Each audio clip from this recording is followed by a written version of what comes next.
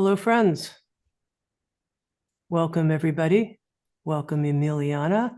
My name's Tammy Simon. I'm the founder of Sounds True, and it's my great joy to be able to host this webinar, InnerMBA special session on rekindling purpose at work with Emiliana Simon Thomas. Let me tell you a little bit about Emiliana. She is part of the core faculty of the InnerMBA, and she's the science director of the Greater Good Science Center at UC Berkeley.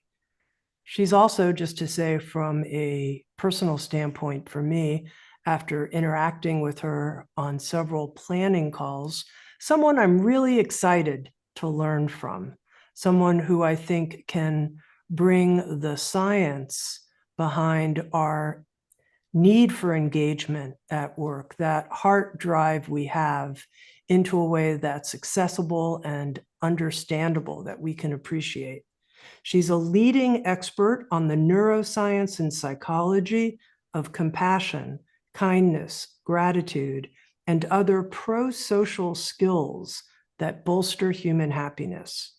She's one of the co-instructors of the course, The Science of Happiness, and also the course on the science of happiness at work, which is what we're going to be talking about.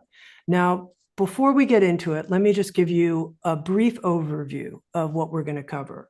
We're going to start with the science itself and what the research says about purpose at work, and also what we can do to reignite our sense of purpose and what the research says about that.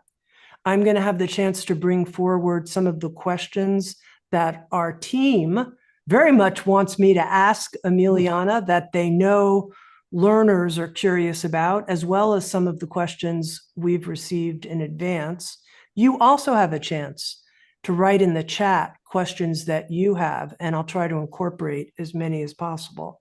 And then at the end of our conversation, I'm going to tell you a little bit more about the InnerMBA. It's a 6-month immersion learning experience.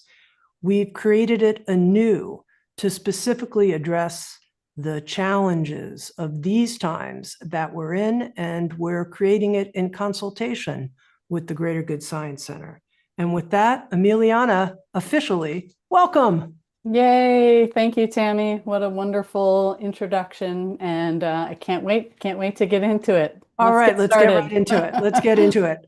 To begin, the science around purpose at work. Give us the sense of the framework you use when you look at this question. Yeah, so purpose in life is central to well-being and a source of longevity and health and satisfaction with relationships writ large. And a lot of us spend, gosh, over 50% of our waking hours at work in some kind of work capacity. And so purpose also is highly relevant to our work experiences. And in some regards, work is kind of a source. It's an avenue where under which we can actually find and connect with our sense of purpose. So I came to thinking about purpose in the work context from a bigger question about well-being and happiness at work. Just like we spend all this time doing work in a way that relates to our purpose, it's also part of our overall happiness and well-being in life. And so I wanted to know what were the main things that really made a difference in the average person's experience at work. And I was doing this inquiry with my colleague and co-instructor, who's a professor of psychology at Berkeley, Dr. Keltner. And what we were finding across the literature was that there was a number of different ideas about well-being. Some of the ideas were about psychological safety. Some of them were about meaning. Some of them were about resilience and emotional intelligence, and some of them were about relationships. And we kind of ran our factor analysis across many ideas out there in the literature because none of them felt wrong, and came up with our own little framework, which we call the PERK model, P-E-R-K. Works nicely because people are familiar with the idea that you might want to go work somewhere where there are good perks, but these perks are not ping pong tables and fancy chocolate snacks. These perks are having a sense of purpose, having the context and the personal skills to really engage in a robust and motivated way, having resilience, being able to manage setbacks and failures and challenges in a fruitful and productive way. And then the K is kindness. So purpose, engagement, resilience, and kindness. And each of those pillars has a list of bulleted strategies that you might employ in order to strengthen that capacity. And you can do it for individuals or amongst teams, amongst work groups, and also at more structural and policy levels within organizations. And that's kind of what we teach in our Science of or Foundations of Happiness at Work class. And focusing in for a moment on the P, Mhm. purpose, within your research and model, is there a specific definition when you're saying purpose? Like specifically, what are you looking at? We're looking at the feeling like what you do matters and serves a goal that is relevant to humanity, right? So having a purpose, it kind of comes from this idea of eudaimonia, right? And Aristotle wrote about eudaimonia, the idea that your life is lived according to virtue or some moral compass or some core set of values.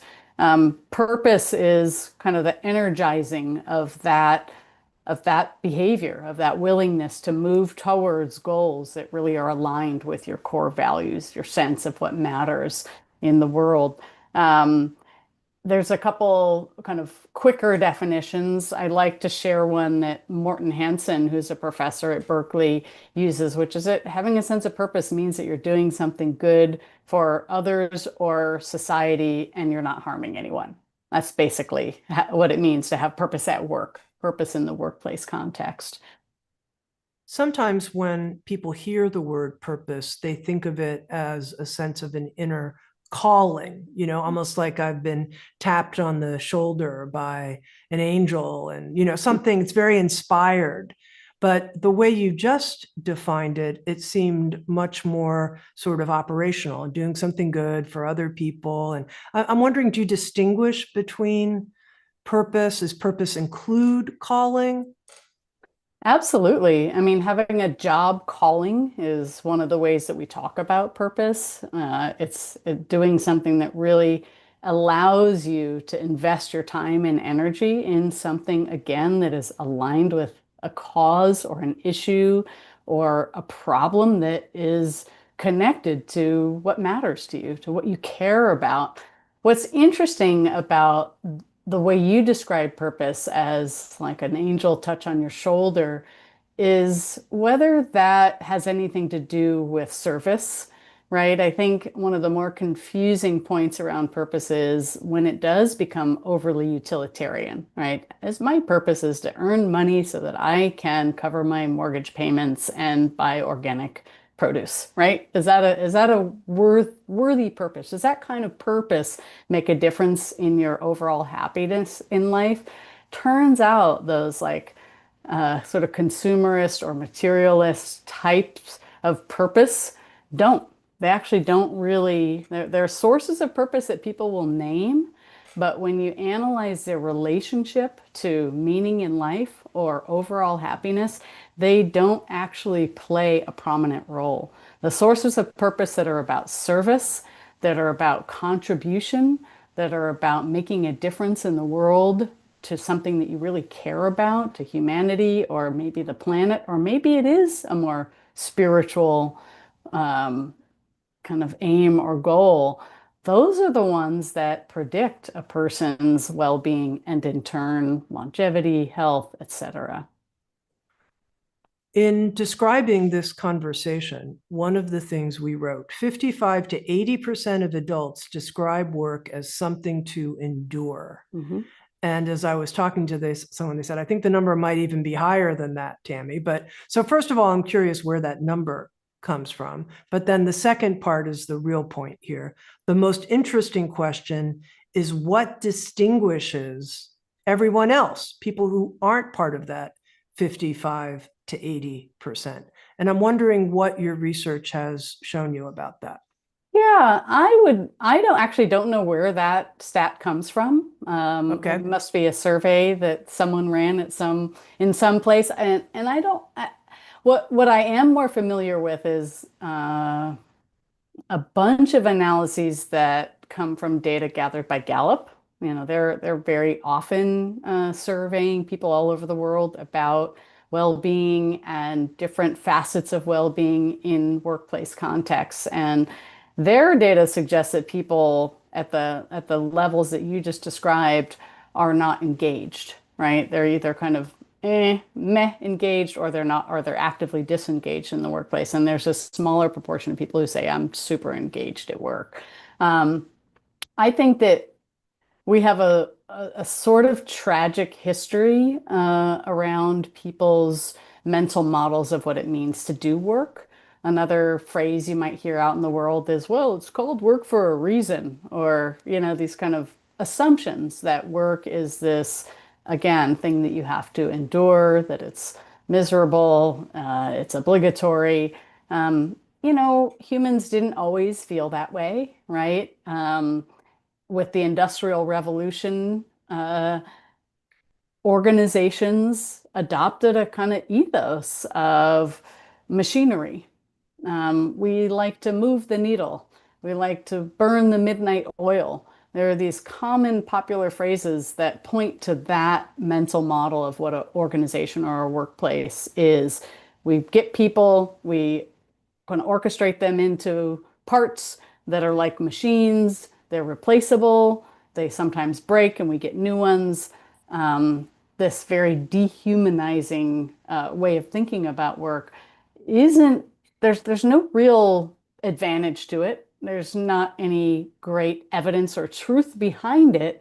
It's really just in the service of mass production and trying to get people to work at the expense of all other facets of their life. And I think we're in a time now where we realize that's not actually fulfilling, and it's harmful. It's harmful to humanity. So I think it's okay to question that. Like, is work an obligation? Is work something that everybody's going to endure? Or can work be kind of how we see ourselves as part of the human family and the role that we play that matters to everyone?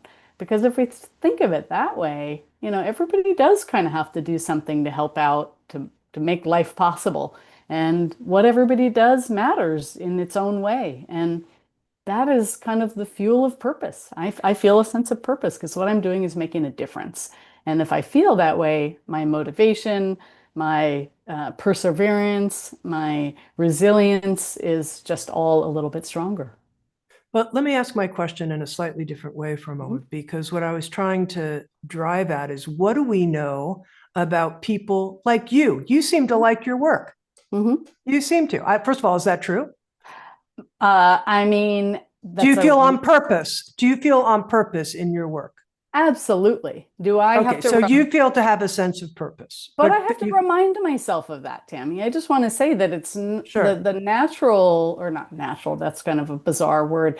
The habitual thing that many people do is just forget to think of and reflect on the extent to which sometimes the ordinary and mundane things that we might have to do day in and day out actually really do matter, and they are part of this greater purpose. And we have to name it. We have to actually intentionally reflect on it in order for it to feel that way. If we're just passive, it's easy to kind of get in this kind of, again, meh state, like, well, it doesn't really matter. Nobody cares that I'm here. What I'm doing isn't making a difference. Without really thinking of it and noticing it and becoming aware of it, um, that's we see patterns. For example, healthcare providers who have an extraordinarily high initial sense of purpose, right? They come into their professions wanting to alleviate suffering, to help people. And then over time, with repetition and overwork and excessive demand, that purpose, that deep and profound desire to make a difference in the world for other human beings seems to kind of fall back into the shadows of their awareness. But it's not gone. It's just super important to deliberately recognize and kind of nurture that original founding purpose. So yeah, I do. I feel very lucky about the work that I do, and I do have a sense of purpose, but I don't just get it for free. I have to actually invest in it as anybody else might have to. What I'm hearing you say, and I think this is a really important key in rekindling our Mhm. sense of purpose at work, is that even for people who may begin with noble aspirations, Mhm. there's this rekindling kind of attention Mhm. that, and so I wonder if you can say more about that. Are we attending to the positive ripples that our work can have? I'll give you an example. Mhm. Jeremy Hunter, who's one of the teachers in the InnerMBA, gave a presentation many years ago, about 5 years ago, to the staff at Sounds True in Mhm. person.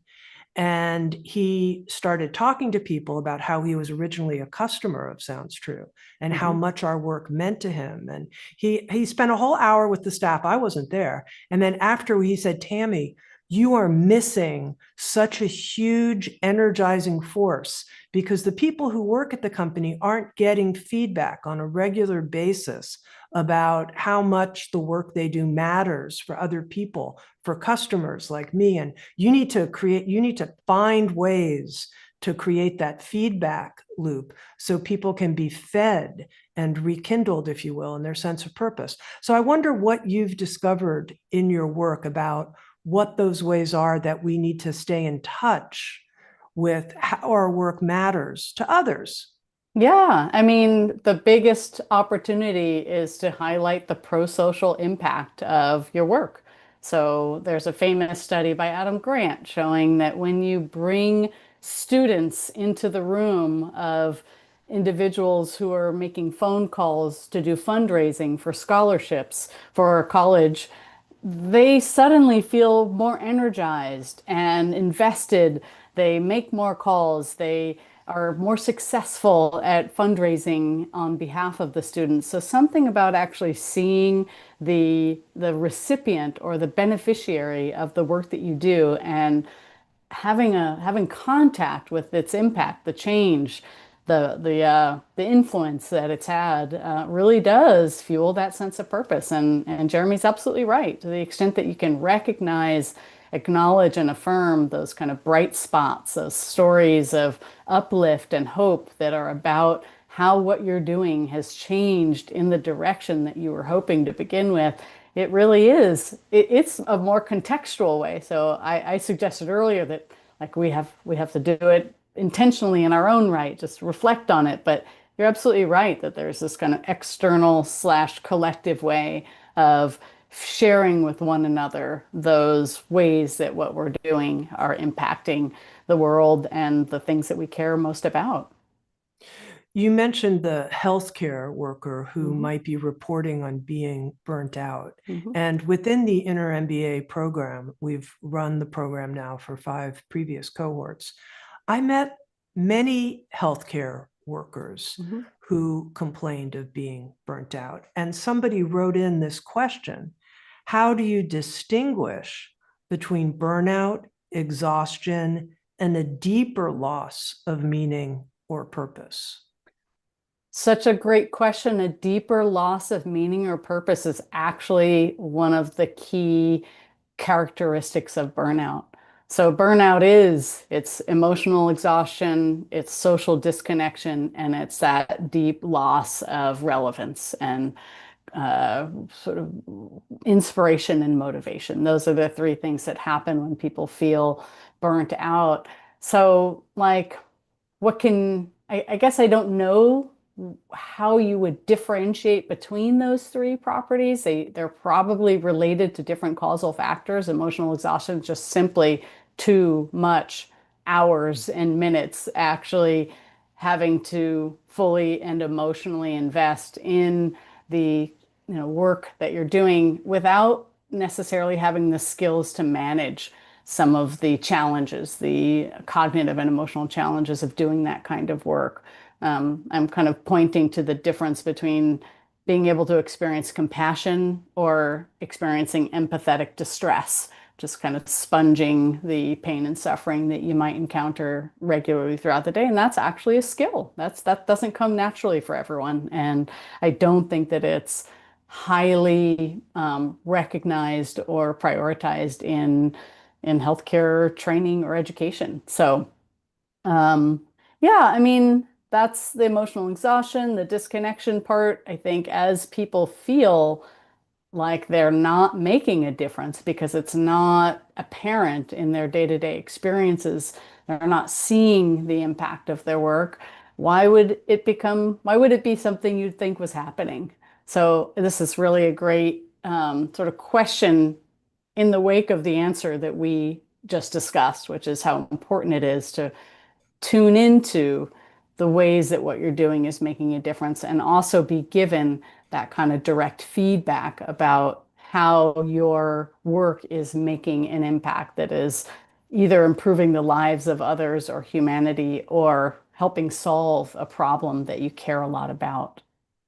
Emiliana, something I've heard people complain about a lot is they say, I started with an inspiration and a sense of purpose about my work. But Mhm. now I've been part of this dysfunctional organization for XYZ number of years. And I can't, the rekindling process isn't working because of the level of dysfunction in the greater ecosystem and what's being demanded of me, et cetera. I can't, glad you guys are having your idyllic conversation here, but I don't feel a part of it. Yeah, I mean, that's real, and I appreciate the openness of that question. I also think that sometimes you have to take tiny steps and actually find allies and change the system slowly and deliberately. And the mistake is often to hold yourself to the highest standard of changing everything all at once and then feel like you've failed and like there's no other option but to leave or give up. Um, we and organizations, particularly corporate business, we have a legacy of how we think about work and how structures and systems are are manifested or put into place that can make it really challenging. But I think people may, again, like talking about it little by little, raising conversations, inviting your colleagues and your leadership to really re-examine the core values and the mission and to question whether day-to-day decisions and priorities are aligned with these core values and mission.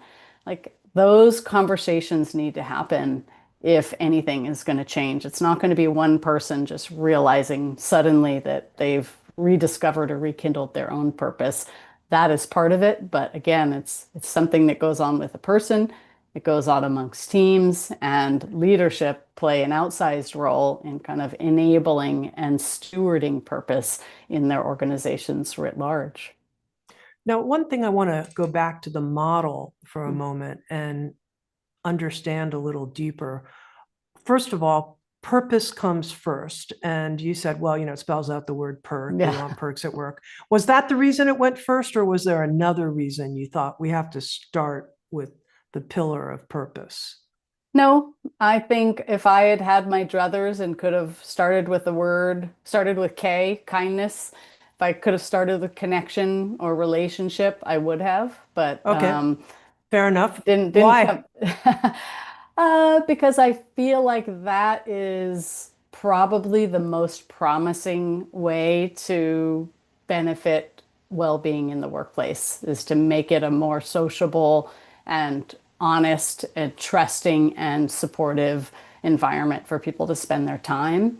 I think when people have these rich and well coordinated interpersonal dynamics, they get a lot done and they feel good about it. One of the ways to feel like you matter or to have a sense of purpose is that somebody else thanks you for the ways that you've contributed to a shared goal or a desirable outcome. So that expression and exchange of gratitude is part of kindness. These four pillars, purpose, engagement, resilience, and kindness, they're not like totally discrete from one another. There are ways that some ideas and constructs that would fall under the kindness pillar are also sources of purpose and also uplift engagement. And maybe, and gratitude is a perfect example because we know that people who have more gratitude actually are more resilient in times of distress or failure or even personal harm.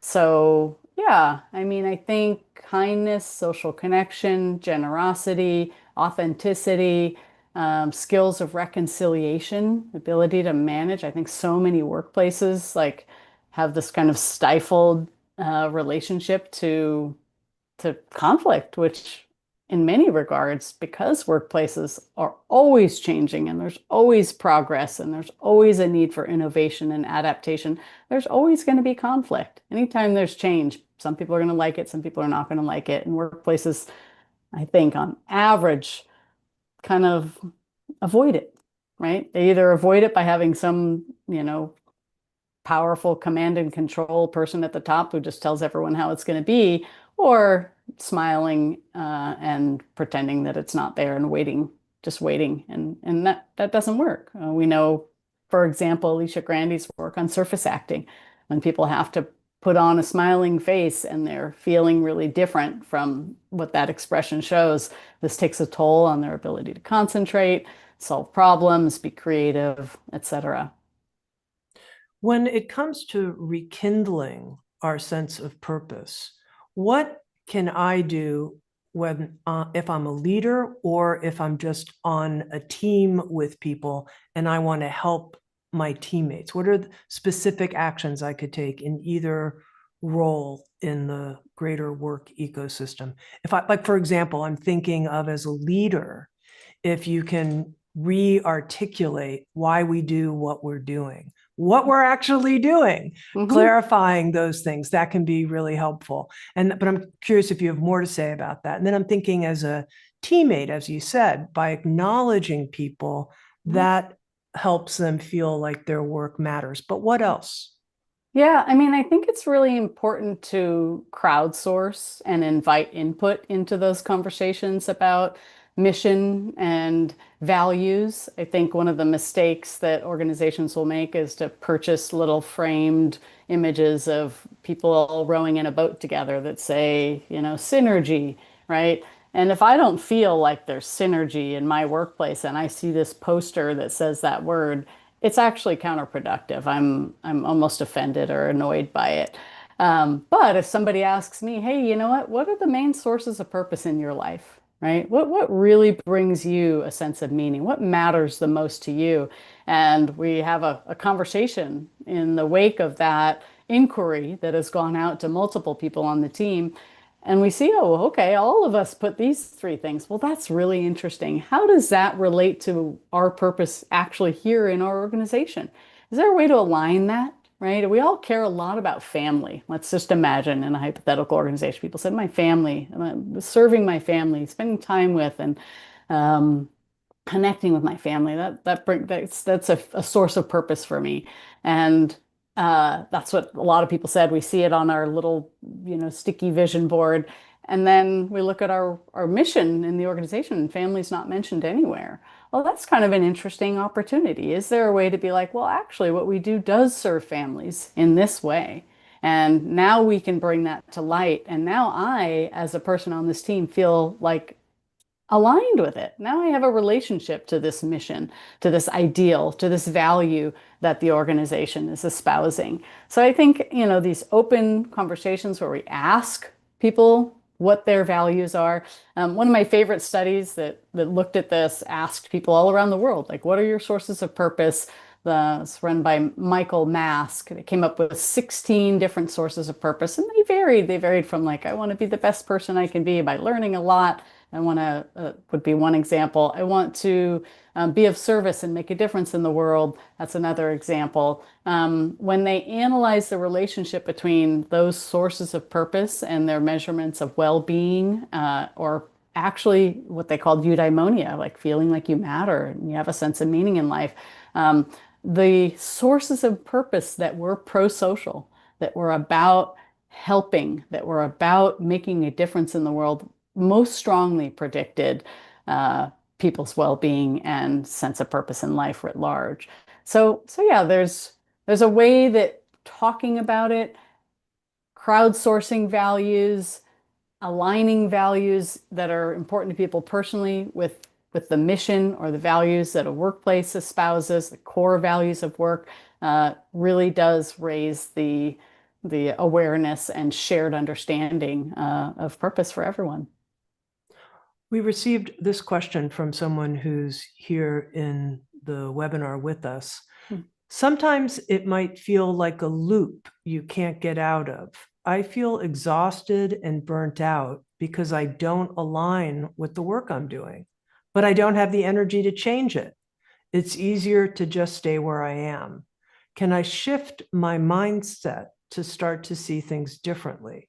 How can I lean into my work to try to see it differently and find the impact in what I'm already doing? Whew, that's a heavy one. Thank you for your honesty and vulnerability and asking that question. Um, Baby steps, sort of similar to my previous answer. I don't think any person should expect that they're going to take one action that's going to lead to a wholesale change in your day-to-day experience at work. I do think having friendly, meaningful interactions with your colleagues, asking questions, sharing how you feel about your work with other people who work in the same place can be a really powerful sort of catalyst to coming up with ideas for change.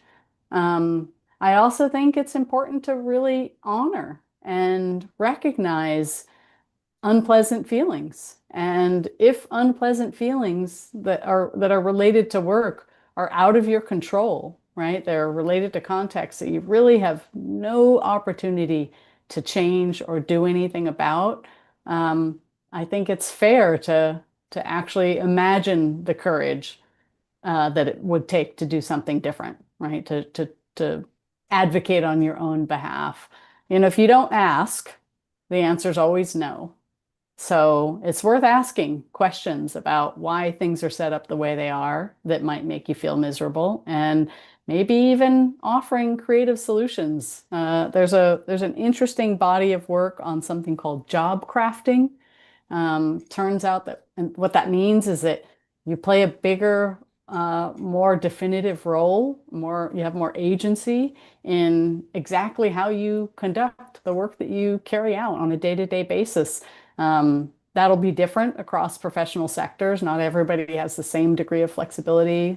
Two of my siblings are teachers. It's not like they can come and say, okay, what I really need is a break for 30 minutes at 11:30 in the morning. That's, not realistic in some regards, but are there other ways that people can assume more control or direction over their own day-to-day activities and experiences? And to the extent that they do, people feel more fulfilled and satisfied and committed. I think organizations benefit from employees who are committed, who feel like a sense of allegiance and like they're part of the team in the organizations that they're in. And when people have that independent agency, that autonomy, they have more commitment. So maybe ask, like, where could I have more autonomy in my moments day to day, either in how I feel or what I'm thinking about or what I'm doing. And that can be a start.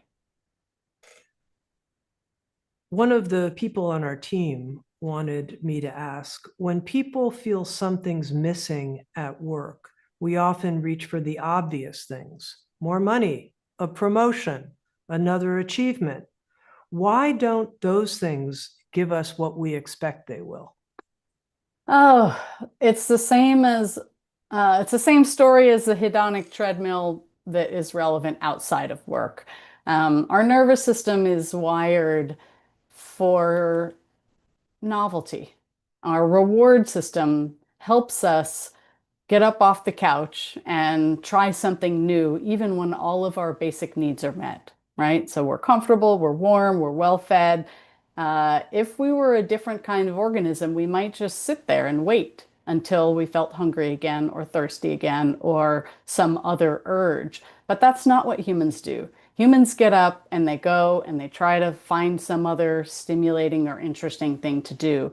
Um, what this means is that we habituate, we adapt to things that we have access to that feel normal or readily available. And that includes our salary, that includes our other, special things that we might, or incentives that we might get from a workplace. Of course, I don't mean to suggest that workplaces or professions that are, you know, famously underpaid shouldn't be compensated at levels that make it easy for people to live their lives without stress.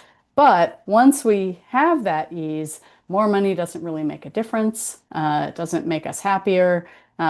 There's research on one of my favorite projects was on people building in a technology context. And the researchers had one group of people at the end of one day get, a little coupon for a restaurant. Another group got a little monetary bonus, and another group got a phone call from leadership that said, "You did great today.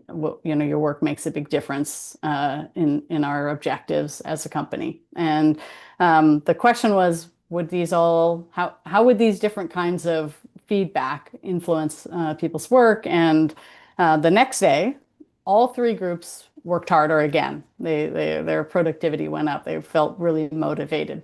But then the third day, the groups that got the money and got the restaurant certificate, their productivity started to go back down, right? There's a short, like pleasure-related motivation, positive emotion.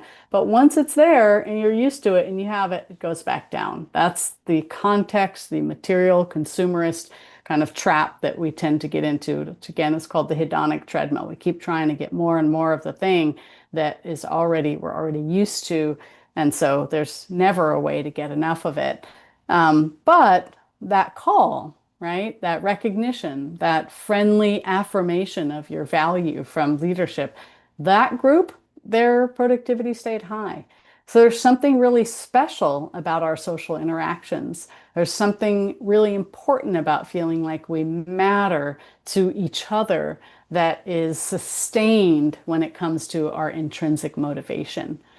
Extrinsic motivation is getting paid, is symbolic indications of our worth. Intrinsic motivation is that we're loved and people care about us and who we are matters to the collective. And we're evolved to privilege that kind of experience more than the material pleasure. We have a few very interesting questions coming in, and I want to get to them. But there's something that's been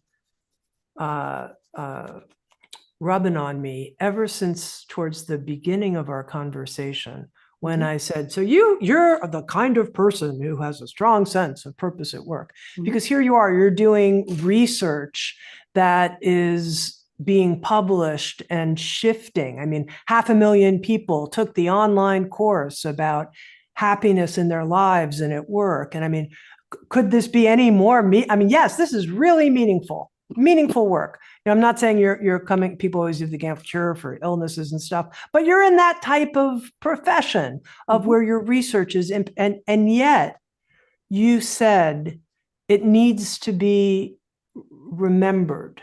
You need to remember it. It needs to be, quote unquote, rekindled, even for you in what you do.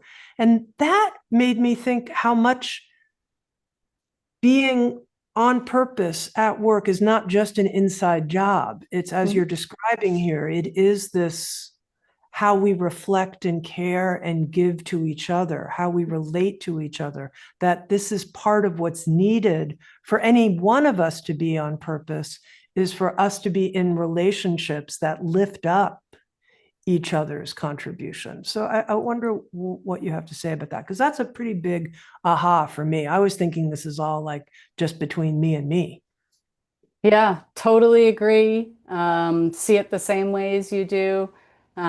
We need each other, and our feelings of mattering come from knowing that we're doing something that makes a difference to others.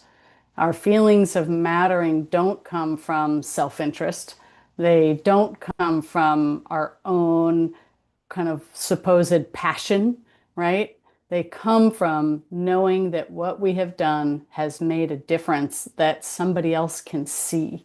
We're not a solitary species. We're an ultra-social species. We function in collectives. We're designed with processes and mechanisms that equip us to approach, form social bonds that are lifelong, for the purpose of living in collectives, of weaving our effort and abilities together into societies. So yeah, I mean, we do. We need each other. It doesn't mean that each individual doesn't play a role in their own awareness and in their own day, moment to moment experience. And it certainly doesn't mean that there's not a healthy place for solitude, right? I actually really value opportunities for solitude, but my solitude is nested in knowing that I'm beloved by my family, friends, colleagues, community, and beyond. So it's not that I physically need to be around people and be validated all the time, right? It's that I know and trust that I can rely on and call upon somebody if I am in a moment of duress or need, and they're likely to step up on my behalf. Um, yeah, let me stop there and see Well, I if think I've addressed what that's you really good asked. because it is about how I find myself on purpose. But what's coming up for me is also, I think I've had a lot of missed opportunities to help other people feel on purpose, and I'm not going to keep missing those opportunities. Meaning, I can have such a role with people to uh, energize them about their work, which gets to this other question I had about your model, the relationship between purpose and engagement, Mhm. because they seem, I know all four pillars are interconnected, but these Yeah. two seem like they have a special relationship. And Yeah, I'm they thinking do. about that, because I want the people that I work with to be engaged, of course. I mean, that's the secret sauce of any organization's success is you don't just have people's bodies, you have their creativity, their heart, they are really there. How do you do that? Oh, appreciate them, be kind, rekindle their sense of purpose. And Yeah. I mean, you're right that in some circles, engagement is the thing that they want. Like well-being, happiness, that's not really in the vernacular, but the Gallup studies have the Q12, which is framed as an engagement survey. But if you look at all the items on it, it's very overlapping with, say, the Harvard Flourishing Program's Flourishing Index. So there's not there's an abundance of heterogeneity around terms and constructs in this space still, and it's just a young science. That said, when Dacre and I teach about engagement, we're really narrowing it slightly to the extent to which people feel good, have moments of joy and positive emotional experience at work. That autonomy, that feeling of agency, I can do stuff, the feeling like you're making progress. So progress isn't necessarily always about a bigger, lofty moral value or goal, but just that, like, even today, I had 73 emails and now I only have 14. That's something to celebrate. I'm making this progress. Knowing that I'm making progress in whatever minor to major goal that I might have helps me feel engaged. I have energy, I have enthusiasm, I have vigor.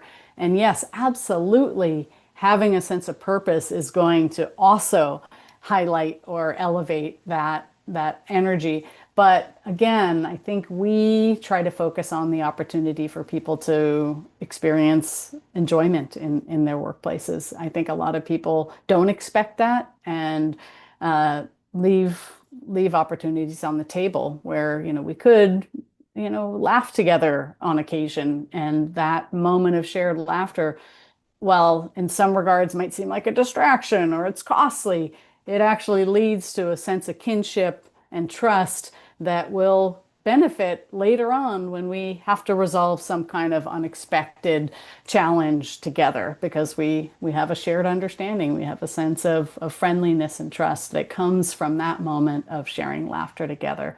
So yeah, I mean the boundaries are porous, but we suggest kind of unique key strategies under each of the pillars. And purpose is much more about values and mission and aligning our personal life, moral um, desires with what we do in our day-to-day work, really thinking about the pro-social impact that we're making. And engagement is about kind of positive emotional experiences that make us more creative. They make us do all these, they make us think in a broader, wide perspective way. Autonomy, having that ability to make a difference in your own work on a day-to-day basis. So yeah, they're slightly different. No, it's Learning and helpful to growing. understand how the framework that you use and the distinctions you make. Now, I want to get a couple of these questions. Someone wrote in, for someone who's been out of full participation for a while because of burnout, health, trauma, or a prolonged loss of confidence, how do you distinguish a genuine rebuilding of purpose from the pressure to prove oneself useful again? What are the smallest forms of contribution that actually help purpose return without turning purpose into another performance demand? Yeah, also, thank you. What a deep and honest question. Um, and I think for each person, it might differ, and I celebrate the kind of smallness of the question or of the suggested potential answer, that it is a tiny step. And really invite you, the person who asks this question, to imagine um, yourself in 3 years having accomplished everything that you ever dreamed. This is an exercise called the best possible self. And just write down, okay, in 3 years, I've got this job that I've always really cared about, thought that I wanted, matches my passion, fulfills the impact that I want to make in the world. I have got wonderful colleagues. I've got a lot of autonomy and independence in the work that I do. I interact with smart and interesting people all day long, right? Just that, like, what is your best possible self in 3 years? And then what would it take to get there? What little steps? Who would you have to talk to? Where would you have to go? Who would need to be part of your inner circle and part of your kind of network in order to begin to approach that experience? And you'll maybe come up with some answers yourself in doing that. That might sometimes be hard, right? Some of this work towards well-being and happiness, particularly when we're in a rut or have been confronting challenges in our lives, can feel like it stretches our comfort zone. But in my experience and in the work that I've done, the more people are willing to do that stretching and actually invest their time and energy in the kinds of behaviors and activities and exercises that really do strengthen our well-being, our sense of purpose, the actually the more they benefit. The more they benefit more than people who are like doing great and just kind of curious and interested and think, oh, I'm going to try this exercise this lady talked about. They might like it, but it doesn't actually lead to as big of a measurable difference as it does for people who are going through a rougher time. We had one person who joined the webinar and was like, I'm here because I don't feel I know my sense of purpose. I don't know what my purpose is. Can Emiliana help me in any way? How do I find my purpose? Yeah, I mean, it's what do you care about? What matters to you? What issue, idea, problem do you think about spontaneously in your day-to-day life? Like, is it something about the natural environment? Is it humanity? Is it the arts and creative expression? Like, what are the key kind of value propositions that come up for you? And that is where your purpose is. It, to the extent that any of those things can be a way for you to express yourself and dedicate your energy, and it may begin in small steps. And listen, I'm the mom of a person who just graduated from college and with a degree in art, trying to figure out what to do for her career, right? And a freshman in college trying to figure out what her major is going to be, and a 13-year-old who doesn't care yet. But I mean, yeah, I think you just have to dwell in it and start to invite yourself to have those reflections and talk about it with other people who you trust and care about. Like, what matters most to you? What do you want to do? What difference do you really want to make? Because I think this idea that everybody has some kind of innate and intrinsic passion that they're born with, or somehow their parents bestow upon them. I don't think that's always true. I think it's rarely true. I think there's few and far between who kind of like know at a young age, I'm going to be this kind of person and do this kind of work. Most of us are just figuring it out as we go along, and it takes repetition and investment. I think of it often as analogous to physical fitness and exercise. Um, you don't get to just do it once. You don't just get born with it, right? You have to do it and figure out which routine is kind of appealing and sensible and attractive and capturing, and then do it, and even do it when it's not that appealing. And as you repeat it and continue to do it and do it with other people, it becomes more part of who you are. I'm going to get to one more question here that came in. This person wrote, I feel resentment in what I'm doing at my job because I work so much. I put in long hours in the day and I put so much of my heart and soul into helping others, which is what I love to do. But it leaves me so depleted at the end of the day by not having enough energy to spend with my family or to be able to do something for myself. I always say that I feel as though I'm begrudgingly helping people, which makes me feel terrible. How can I navigate this better or change this outlook in some way? Yeah, I mean, that's real. And what I'd like to say, being the Berkeley rebel, I grew up in Berkeley, for all as a little bit of context, is you shouldn't have to do that, right? You shouldn't be put in a position where you're dealing with excessive work demands, and the system should change to support you having more flexibility and time to recover. One of my favorite recent papers that was published by Alyssa Appel at UCSF and Alexandra Crosswell was focused on the importance of deep rest. Things like meditation, things like yoga, things like a quiet walk outdoors, things like solitude, simply doing nothing are actually super important to cellular repair. Like our mitochondria need that downtime in order to kind of furnish all the energy that our cells need to do all the things that preserve our bodies and our lives. So, yeah, at some level, there's an activism element to it. Talk about it with your colleagues. Is everybody overworked? Is everybody exhausted? Um, Sometimes people will come to me and say after taking our courses, like, you know what, I just took less time. I just stopped doing as much work as I thought I had to be doing every day all the time. And I instead went regularly to a meditation group or a yoga class or something like that. And it changed my life. And actually nobody cared. Like the place didn't burn down.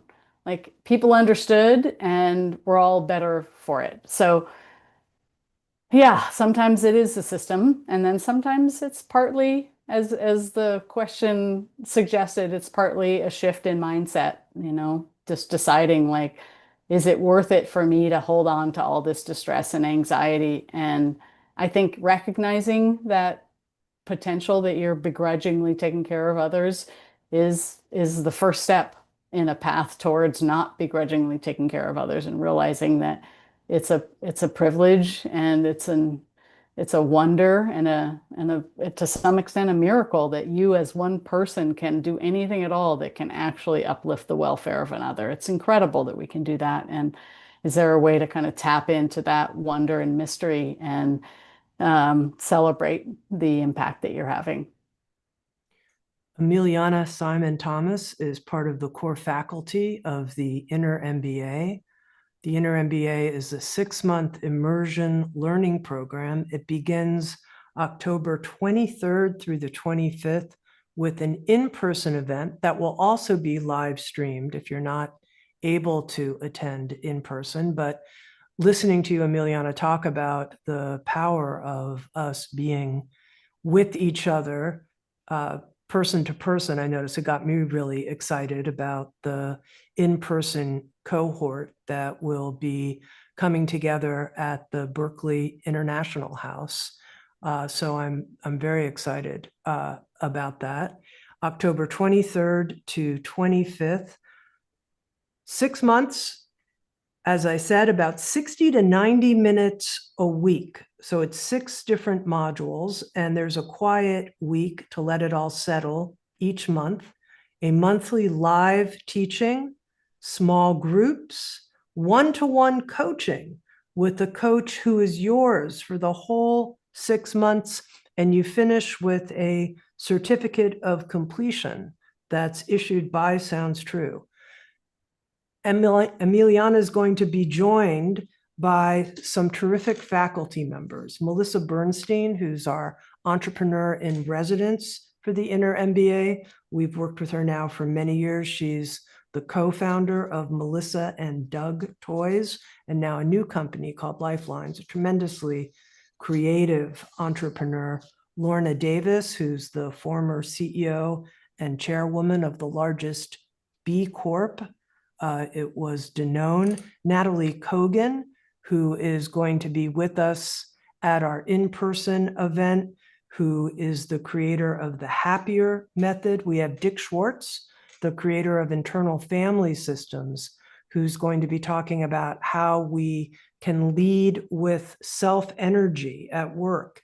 Chip Conley, maybe you know him. I could go on and on. It's a tremendously varied faculty. I was going to describe Chip, that maybe you know him as the founder of the Modern Elder Academy, and more. We have your co-teacher, Kia, at the Greater Good Science Center. Tell us a little bit about Kia. Oh, Kia's wonderful. He and I met about 14 years ago when we were both taking the same shuttle to our jobs at a South Bay academic institution that I'm not allowed to name here at UC Berkeley. And he was working with a team that was focusing on mindset and how to study and understand the way people's beliefs and expectations about themselves and their abilities and their potential for growth and learning changed and could be influenced to promote their well-being and productivity. We were super lucky to get Kia here to run our workplaces program here at the Greater Good Science Center. He's got tons of experience with coaching and corporate consulting and leading practices, exercises, and activities that change the culture of organizations for the better. So super lucky we got Kia as part of the faculty also. And we'll put a link here in the chat. You can click that link to learn more about the InnerMBA and apply and join us. This is really not just a set of teachings, it's a container. It's a cohort journey that we're going to make all together. And, Emiliana, I mentioned how excited I am to learn from you. And even just here, some jewels that show me how much is possible, how much we can bring our heart and energy and creativity to our work, not just to rekindle purpose for ourselves, but to help the people we're working with remember all that they're contributing to us and to the people we're serving. Here at the end, someone asked, I wonder if Emiliana could just very briefly touch on resilience and kindness and fill out the model for us. And I wonder if we could end on that note.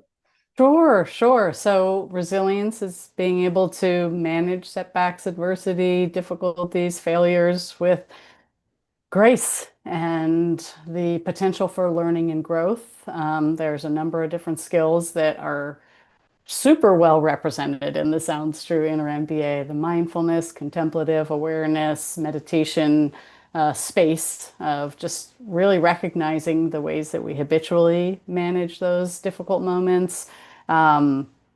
Having some emotional intelligence. One of the courses that Dakar and I also teach is empathy and emotional intelligence at work, understanding your own, others, how to manage and regulate your own, and also support others.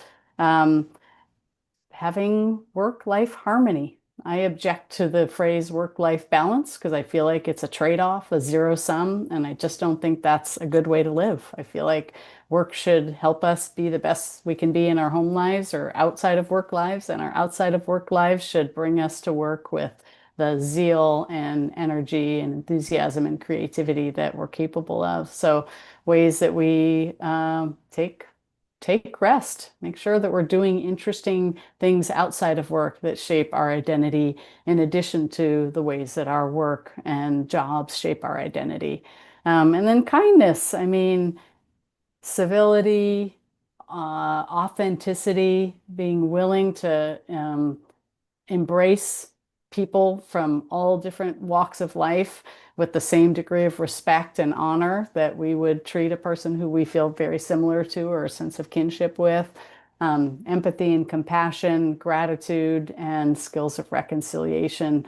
Turns out it's super, super valuable to be really capable in your apologies, to apologize in a way to others that resolves a conflict instead of letting it persist and turn into something bigger than it maybe ever was meant to be. And an idea that we've been focused on recently here at the Greater Good Science Center is forgiveness and the ways that actually letting go of some of the past harms that we have suffered is of benefit to ourselves and our relationships. And in the context of workplaces, the culture of teams and organizations. So yeah, that's it's a little intro into the resilience and kindness pillars of the PERC model. And just to underscore one of the gifts I feel you've given me and our attendees in this conversation is this notion that we're not just working these pillars so we can be more productive or successful. Or this is actually about our own heart joy, our own, I mean, using words like well-being, but this is about our life. This is about our love. This is about our aliveness and our celebration of being humans who can give and receive and flourish. I really appreciate that. That is the ultimate aim of the InnerMBA, and to be able to do that quote unquote work at work, the flourishing of the human heart. Thank you so much, Emiliana. Thank you, Simon, Tammy. Thomas. Thank you. Really Thanks, wonderful everyone. conversation. Thank you to everybody who joined us and for all the really, really insightful and helpful questions. Appreciate it. Thanks, friends. And if you're inspired, come join us at the InnerMBA. We'd love to have you. Yep.